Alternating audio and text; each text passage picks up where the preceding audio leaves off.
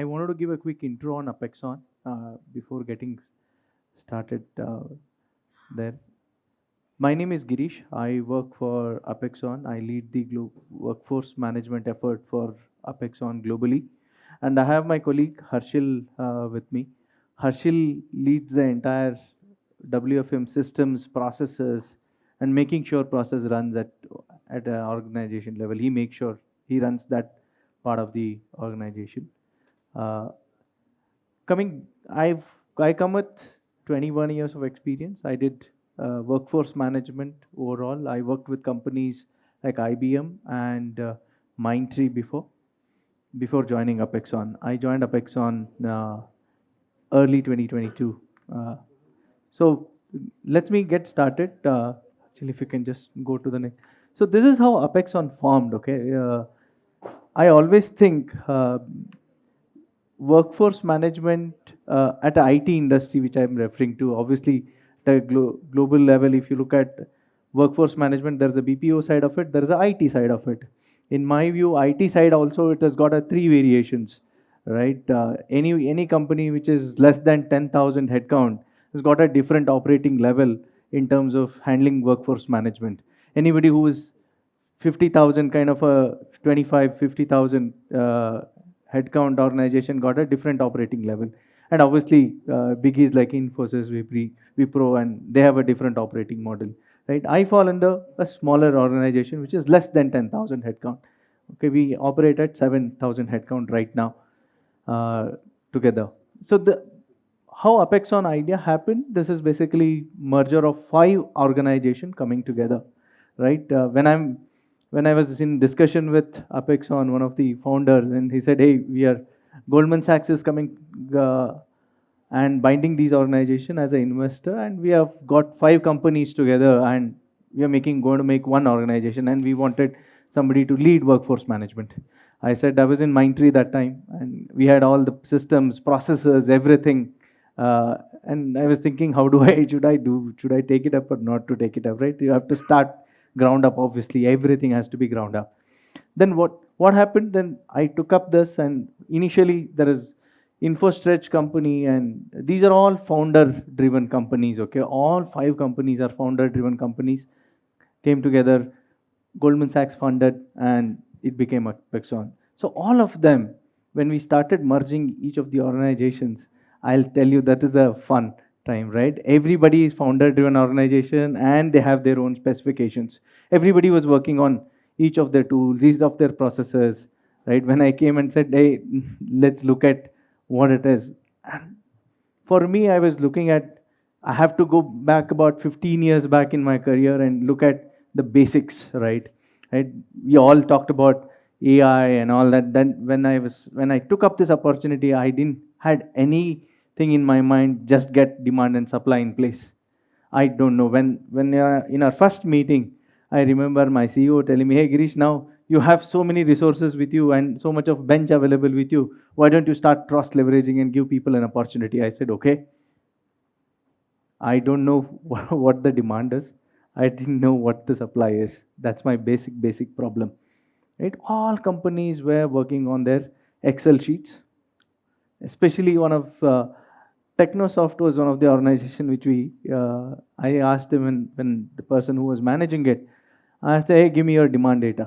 He said it is at an account level. And okay, at org level, do you have anything? He said, "I don't have." At the account level, I have. And there are 25 Excel sheets which were shared to me in a different formats. Hey, this is your demand, right? And all of this, again, we're in a similar situation. Gati was managed at a very better level in terms of their demand and supply. So when I started looking at it, three companies had systems. Some of them are working on Excel sheets. Then I and Harshil got together. Harshil was part of InfoStretch, whom we took in my team. Then there were 1 person, 2 person in each of the organization. We said, "Okay, let's get together. How do we solve it?" Then I said, "Let's make a three plan, right? At least roughly we will have 3 plans in place. One is obviously get everything in one place, right? At least demand and supply get in place." Somebody, I think Narayanan was talking yesterday, right? Do the basics, right? Things will start moving, right? That's why I was seconding him yesterday, right? I knew exactly what happened. When we started looking at these five organizations and told them, hey, Harshil made a template, said put every data there, right? At least to get the demand data. We started, that is the first part of it, right? Get in an Excel sheet, get your demand supply in one place. Matching, search and match is later. We started doing that. Second is supply data. All of them again were in a different sheets, different tools, different formats. TA was doing their hiring, right, and HR were doing their exits. I didn't had any clue of headcount. Right today, exec asked me, hey, give me a headcount of the report. I give them report tomorrow. It has changed, right? There are some 20 people relieved or 10 people joined. Something like that would have happened. So how do I get a handle on it, right? Everything is, it's a very, very different situation for me in my life. In fact, I'll tell you, sometimes I was wondering some basic questions when I started asking for myself. I said, am I missing something really big? What have I learned in last 20 years? That is a kind of a uh, uh, feeling which was going through when you are dealing with such a founder driven organization, putting them together and stitching them from a process standpoint, tool standpoint, right? Convincing them, hey guys, this will work for you. That best, the toughest part for me is I can't go to leadership and or our investors and say, hey, tell this guy to follow the process, right? It doesn't work that way because I will have to take people along. As I was saying yesterday, while I work with tools, I work with AI tools or get information, but end of the day, I work with it in individuals. Maybe it is my team or my people or my employees, right?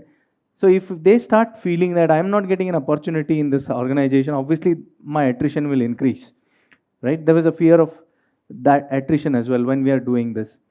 So as I said, we put the three plans. One is first Excel plan ready. Make the Excel plan, put everything in there. Employee data in one place. We told TA teams, we told HR teams, hey guys, let's work together, do a daily stand up. How many people you are relieving today? What are you hiring? So started putting that in an Excel sheet. Right? That's how we started pushing our managers.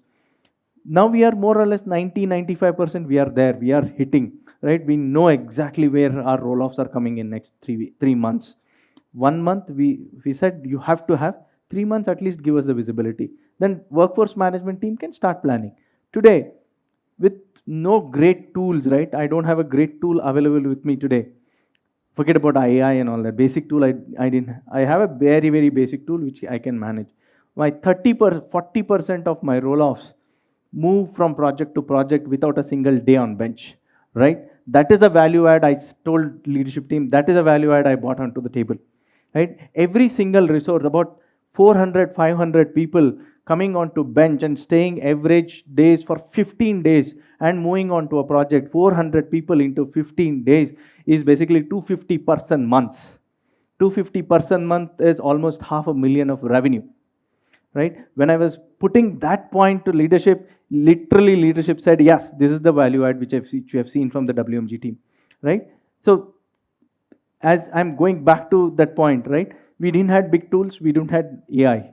We have intelligent people, smart people, hardworking people working with me and did day and night job and making sure we sustain our businesses. Because 25% which I talked about, if it goes down, bringing it up again is going to be an issue. It is going to take a lot of effort. So work backwards. Make sure people slide from project to project. So this is where we stand, right? Currently, we are investing on tools for this year. In last 3 months, Harshil, me, and some of my team members working on we've evaluated 4-5 tools. As I said, we have started working with Prism Force.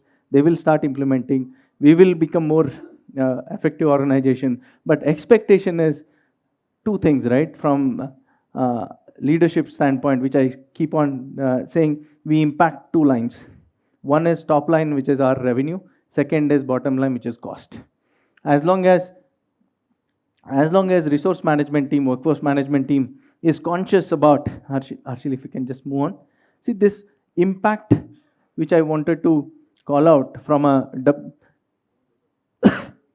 sorry, impact which I wanted to call is, one is obviously my data has to be right. Importance of the data or right data in the to work with for any WMG team. One is obviously demand and supply. I talked about fulfillment, right? Second is, yes,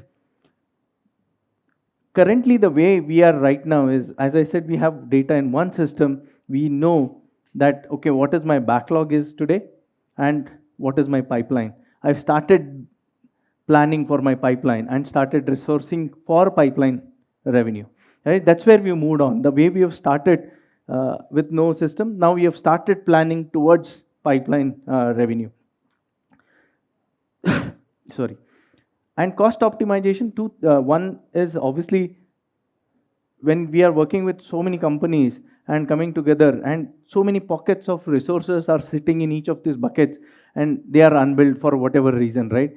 You have all the coverage or all the shield for them to be in unbilled state or not billable state, right? When we started looking at it, we have started putting a governance around it and said, hey, this is your revenue at a unit level, right? For example, BFSI. You have BFSI, so many resources, so many revenue, but so much of the cost is what you can invest. Beyond that, you grow, you give me your forecast, I'll give you more investment, right? We started putting governance around that, cost governances, right?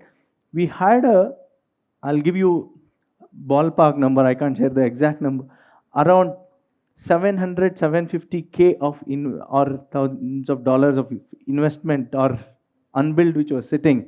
Okay, we have cleaned it up. We said, as I talked about, at the individual levels, we've started giving a targets for them. This is all you can have. We were able to reduce about 500K there. Now you have whatever 250K which is left out is sitting in the business. And they all know that this is what investments. So what happened to that 500K? That 500K of resources, either they got built or they got churned out, right?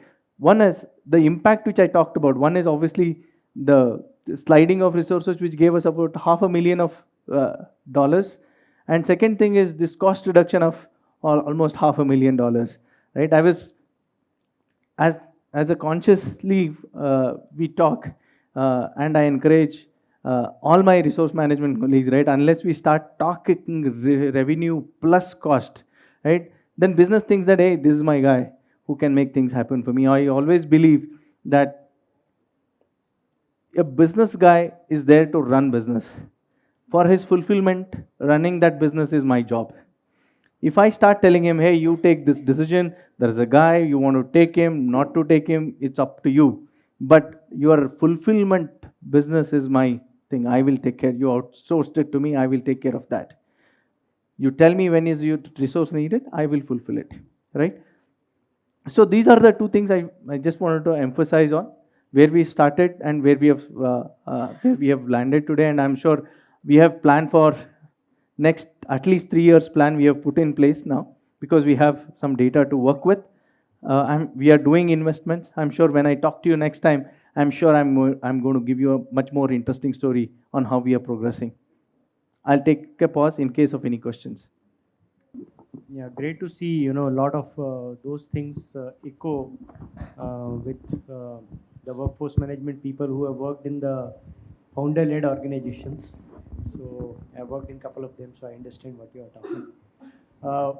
One of the key challenges what we see is that, do we allow the business to dictate terms in terms of what they want to build versus buy, what they want to internally take, and then or decide to hire from outside?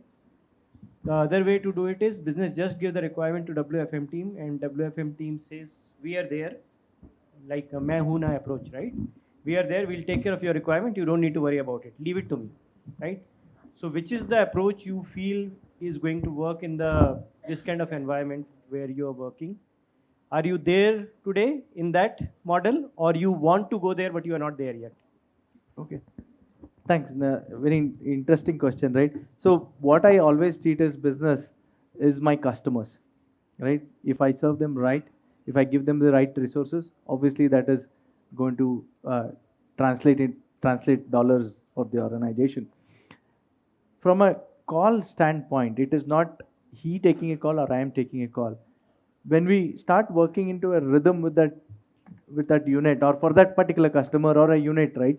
So what happens? You know exactly this skill for this unit person I have on bench doesn't work, right? You'll it is a more of a organizational data. You will see, keep seeing, right? For X customer, this resource will not work. Yeah, मुझे पता है ये नहीं चलेगा, उसके लिए hire ही कर दो. So the way I have structured my team is they are the 4 units. There are 4 leads who are aligned to it, and they take care of those requirements. Then mostly they know if there is a new customer, Sandeep.